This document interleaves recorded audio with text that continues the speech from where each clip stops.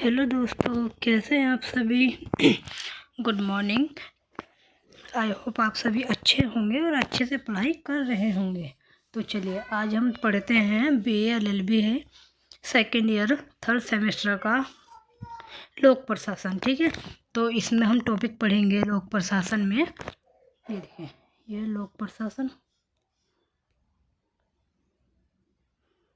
Code है हमारा BL3003। ठीक है, ईयर है हमारा सेकेंड ईयर और सेमेस्टर है हमारा 3rd सेमेस्टर। ठीक है, तो इसमें हम जो टॉपिक पढ़ने वाले हैं आज वो है जिला प्रशासन। देखिए जिला प्रशासन का पहले मैं आपको थोड़ा सा ओवरव्यू समझाती हूँ कि जिला प्रशासन है क्या।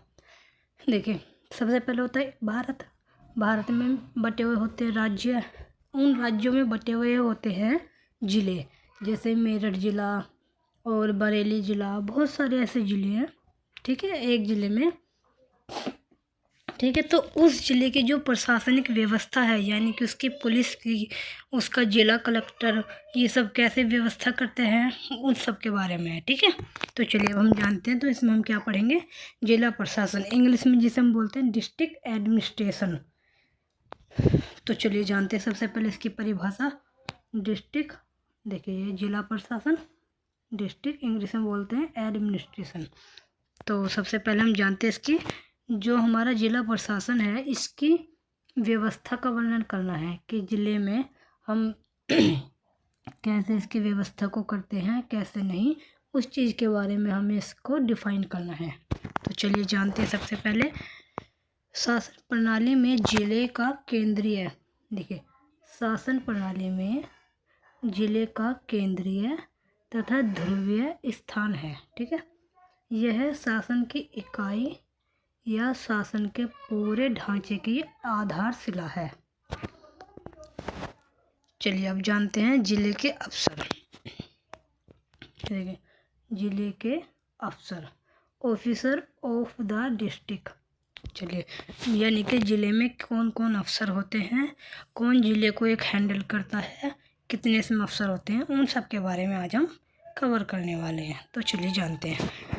प्रत्येक जिले के मुख्य नगर पर लगभग प्रत्येक सरकारी विभाग का जिला प्रधान रहता है। तो देखिए ये क्या कह रहे हैं, प्रत्येक जिला, यानी कि कोई एक जिला हो गया।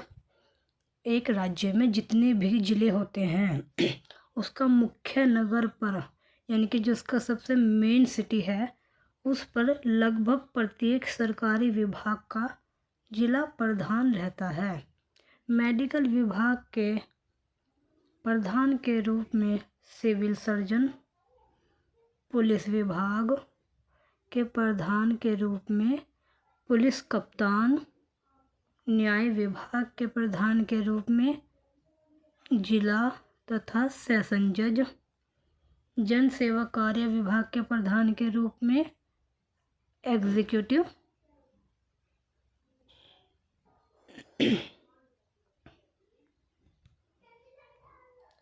इंजीनियर, और इन सब से अधिक महत्वपूर्ण जिलाधीश और कलेक्टर है। क्या है, कलेक्टर है, जिसके ऊपर जिले के लगान वसूल करने तथा उसमें शांति व्यवस्था करने का उत्तरदायित्व है। ठीक है, तो चलिए अब जानते हैं। देखिए, इनका कहने का मतलब क्या है कि ज़िले में कौन कौन से अफसर होते हैं और उनकी क्या क्या ड्यूटी होती है। तो ये तो हमने जान लिया कि प्रत्येक जिले के मुख्य नगर पर लगभग प्रत्येक सरकारी विभाग का जिला प्रधान रहता है, यानी कि जो मुख्य नगर है उसमें एक हेड होता है। ठीक है, एक सरकारी विभाग में एक हेड जरूर होता है जिसका प्रधान होता है, जिसे हम बोलते हैं जिला प्रधान। ठीक है, तो अगर हम मेडिकल विभाग की बात करें तो उसमें होता है हमारा, देखिए अगर हम मेडिकल विभाग की बात करें तो उसमें सबसे ऊपर अधिकारी कौन रहता है, तो वो होता है हमारा सर्जन। ठीक है, फिर दूसरा हम पुलिस विभाग की बात करें तो उसका प्रधान कौन रहता है, कप्तान। फिर तीसरा हम न्याय विभाग के प्रधान की बात करें तो उसमें हमारा जिला तथा सेशन जज। ठीक है, तीसरा जन सेवा कार्य के विभाग की बात करें तो उसमें हमारा एग्जीक्यूटिव और इंजीनियर, और इन सबसे अधिक महत्वपूर्ण जिलाधीश और कलेक्टर है। ठीक है, इनमें इन सब में से जो सबसे इम्पोर्टेंट है, सबसे महत्वपूर्ण है, वो है जिलाधीश और कलेक्टर। ठीक है, जिसके ऊपर जिले के लगान जिलाधीश और कलेक्टर के ऊपर जिले के लगान वसूल करने तथा शांति व्यवस्था को करने का उत्तरदायित्व है। चलिए अब देखते हैं जिलाधीश कौन होता है, इसके क्या कार्य होते हैं, उसकी नियुक्ति कैसे होती है। जिलाधीश को हम इंग्लिश में बोलते हैं डिस्ट्रिक्ट मजिस्ट्रेट। क्या बोलते हैं इंग्लिश में? डिस्ट्रिक्ट मजिस्ट्रेट, जिसे शॉर्ट में बोलते हैं डीएम भी बोल देते हैं हमें। ठीक है, आपने सुना होगा कि हमारे ज़िले का डीएम कौन है। ठीक है, तो उससे हम क्या बोलते हैं, हिंदी में बोलते हैं जिला मजिस्ट्रेट, जिला मजिस्ट्रेट। ठीक है, और इंग्लिश में हम क्या बोलते हैं, डिस्ट्रिक्ट मजिस्ट्रेट। ये देखिए क्या बोलते हैं, डिस्ट्रिक्ट मजिस्ट्रेट। तो चलिए अब जानते हैं कि कौन डिस्ट्रिक्ट मजिस्ट्रेट होता है, कौन। ठीक है, चलिए जिला विभाग के प्रधानों में जिलाधीश और कलेक्टर का स्थान सबसे अधिक शक्तिशाली। देखिए इनका कहने का मतलब ये है कि जो जिला विभाग है हमारे ज़िले का, जो सबसे सर्वोपरि है, उसका प्रधान कौन है, तो उसमें प्रधान है जिलाधीश और कलेक्टर का स्थान सबसे अधिक शक्तिशाली है। ठीक है, आपने सुना होगा कि हमारे ज़िले में जो सबसे ऊपर रहता है, जो बच्चों की छुट्टी करते हैं, वो एक डीएम के आदेश पे होती है। किसके आदेश पे? डीएम के आदेश पे, कि सर्दियों की छुट्टी है, डीएम का आदेश है। ठीक है, तो ये सब पूरे ज़िले में सबसे ऊपर कौन रहता है, हमारा डीएम रहता है। ठीक है, जिसे हम क्या बोलते हैं, जिलाधीश और कलेक्टर। उसमें उत्तरदायित्व असाधारण अंश तक केंद्रित है। वह जिले में राज्य शक्ति का प्रमुख प्रतिनिधि है। देखिए इन्हें ये कह रहा है कि वह जिले, वह यानी कि जिलाधीश,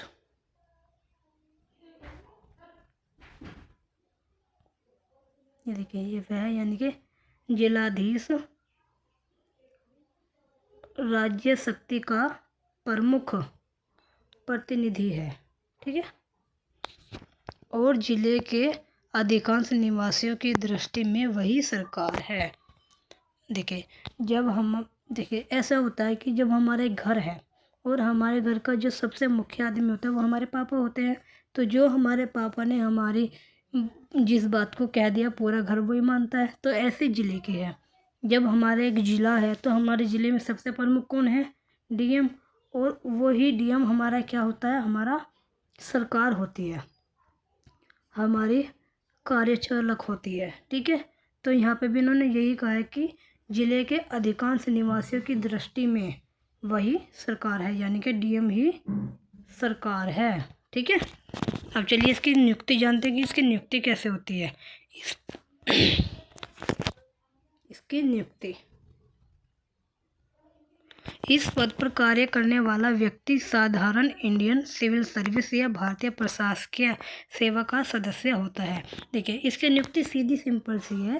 देखिए इसमें यूपीएससी नाम की एक संस्था होती है जो उसकी परीक्षा को कंडक्ट कराती है। ठीक है, अगर हम उसकी परीक्षा को पास कर लेते हैं तो हम क्या बन जाते हैं, अगर हमारी रैंक फर्स्ट आती है।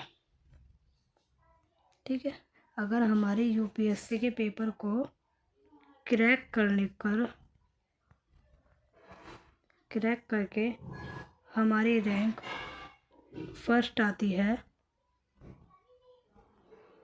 तो हम क्या बनते हैं, तो हम डीएम के रूप में सेलेक्ट होते हैं। ठीक है, तो एक संस्था है जिसे हम यूपीएससी के नाम से जानते हैं, उसकी फुल फॉर्म है यूनियन पब्लिक सर्विस कमीशन। ठीक है, उसके द्वारा हम निर्वाचित होते हैं, और अगर हमारी रैंक हमारी फर्स्ट आती है तो हम डीएम के पद पर नियुक्त हो जाते हैं। तो चलिए अब जानते हैं जिलाधीश के कर्तव्य, यानी कि डीएम के क्या कर्तव्य हैं। चलो अब उनके बारे में जानते हैं। जिलाधीश के कर्तव्य, function of the district magistrate. जिलाधीश के बहुत अधिक कर्तव्य हैं। पाठकों की सुरक्षा के लिए उनको निम्न भागों में विभक्त किया जा सकता है। तो सबसे पहला है जिले में शांति तथा व्यवस्था की स्थापना करना। देखिए जब एक डीएम एक ज़िले का मालिक होता है तो उसके भी तो कुछ कर्तव्य बनते हैं कि वो अपने ज़िले के लिए कुछ व्यवस्था, कुछ कानून बनाए रखे। तो उसमें सबसे पहला है जिले में शांति तथा व्यवस्था की स्थापना करना। देखिए, शांति तथा व्यवस्था की स्थापना करना। तो चलिए जानते क्या है। राज्य का यह कर्तव्य बहुत ही महत्वपूर्ण है। इसके अभाव में सामाजिक जीवन केवल कल्पना ही बना रहेगा। नागरिकों की उन्नति तथा अपने व्यक्तित्व के विकास के लिए शांतिमय जीवन बहुत ही आवश्यक है। देखिए, इनका क्या कहना है, इनका कहना है कि जीवन केवल कल्पना ही बना रहेगा। नागरिकों की उन्नति तथा अपने व्यक्तित्व के विकास के लिए शांतिमय जीवन बहुत ही आवश्यक है। देखिए, अगर किसी ज़िले में शांति नहीं रहेंगे, लड़ाई झगड़े रहेंगे, तो उस ज़िले के व्यक्तियों का विकास नहीं हो पाएगा, वे अच्छे से अपना जीवन व्यतीत नहीं कर पाएंगे। तो इसलिए एक डीएम का कर्तव्य है कि वह अपने ज़िले में शांति बनाए रखे और व्यवस्था को बनाए रखे, जिससे किसी गरीब को ये ना हो कि हमारे पास पैसा नहीं है तो हमारे हाथ में कानून नहीं है। कानून होना चाहिए, अच्छी व्यवस्था होनी चाहिए। तो ये भी एक डीएम का कर्तव्य है। ठीक है। जिले में इस कार्य का संपूर्ण उत्तरदायित्व जिलाधीश पर रहता है। जैसे मैंने आपको बताया, तो इन्होंने भी वही बताया कि जिले में इस कार्य का संपूर्ण जितना भी पूरा उत्तरदायित्व है वो किसका है, जिलाधीश पर ही रहता है। ये देखिए, ये जिलाधीश है, इस पर ही रहता है। इस कार्य के लिए जिले का पुलिस विभाग उसके आदेश तथा नियंत्रण में रहता है। इनका कहने का मतलब ये है कि डीएम का कर्तव्य होना चाहिए कि वो ज़िले में शांति बनाए रखे, व्यवस्था बनाए रखे। ठीक है। तो वो इस काम को करने के लिए जो पुलिस विभाग है उसके आदेश तथा नियंत्रण में रहता है। वैसे तो पुलिस विभाग का सीधा संबंध अपने विभाग के उच्च पदाधिकारियों से रहता है, परंतु शांति स्थापना के कार्यों में जिलाधीश के जिले के पुलिस विभाग की कथाओं का उपयोग कर सकता है। दूसरा है न्याय संबंधी अधिकार। दूसरा है न्याय संबंधी अधिकार। जिलाधीश को न्याय संबंधी अधिकार भी प्राप्त है। यह प्रथम श्रेणी का मजिस्ट्रेट है, जिनके कारण उसको 1 वर्ष तक का कारावास तथा 1000 रुपये जुर्माना करने का अधिकार प्राप्त है। देखिए, इनका कहने का मतलब ये है कि जो हमारा डीएम है उनको न्याय करने का भी अधिकार प्राप्त है, क्योंकि वो प्रथम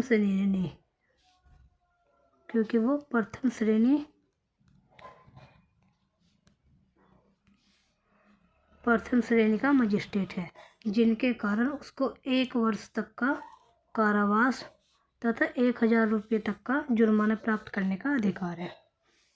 तीसरा है निरीक्षण करने का अधिकार। इसका मतलब है कि वो पूरे ज़िले में कहीं भी किसी भी गांव में जाके अपना निरीक्षण कर सकता है। उक्त कार्यों के अतिरिक्त जिलाधीश के निरीक्षण संबंधी कुछ अधिकार भी हैं। जिले में समस्त राज्य के विभाग अपने अपने कार्य करते हैं, यद्यपि इसका संबंध अपने विभाग के उच्च अधिकारियों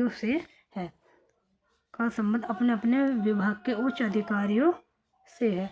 तीसरा है, फोर्थ है हमारा सबसे लास्ट, मालगुजारी वसूल करने का अधिकार। वैसे जैसे कि ऊपर बतलाया गया है कि कलेक्टर होने के नाते वह जिले में मालगुजारी वसूल करने का अधिकारी है, यह भी उनके कार्य में मुख्य कार्य है। धन्यवाद। तो ये थी हमारी आज के लोक प्रशासन की जिला प्रशासन। ठीक है। तो यानी कि डीएम कौन होता है, इसकी व्यवस्था कैसे की जाती है, डीएम के क्या कर्तव्य हैं, ये सब हमने आज के वीडियो में देखा। धन्यवाद। तो अगर आपको वीडियो अच्छी लगी हो तो वीडियो को लाइक करें, शेयर करें, और अगर आपको इसी यूट्यूब चैनल पर BLLB सेमेस्टर की वीडियो चाहिए, पॉलिटिकल साइंस की वीडियो चाहिए, तो मुझे कमेंट बॉक्स में अवश्य लिख के बताइए, मैं ताकि आपको आगे और ऐसी वीडियो बनाती रहूँ। ये आपके सेमेस्टर के लिए बहुत फेथफुल है। आप इतना कर लीजिएगा जितने मैंने आपको बताया, बहुत बहुत बहुत अच्छे मार्क्स आएंगे आपके। धन्यवाद। वीडियो अच्छी लगी हो तो वीडियो को लाइक, शेयर और सब्सक्राइब ज़रूर करें और अपने दोस्तों को भी भेजें। धन्यवाद।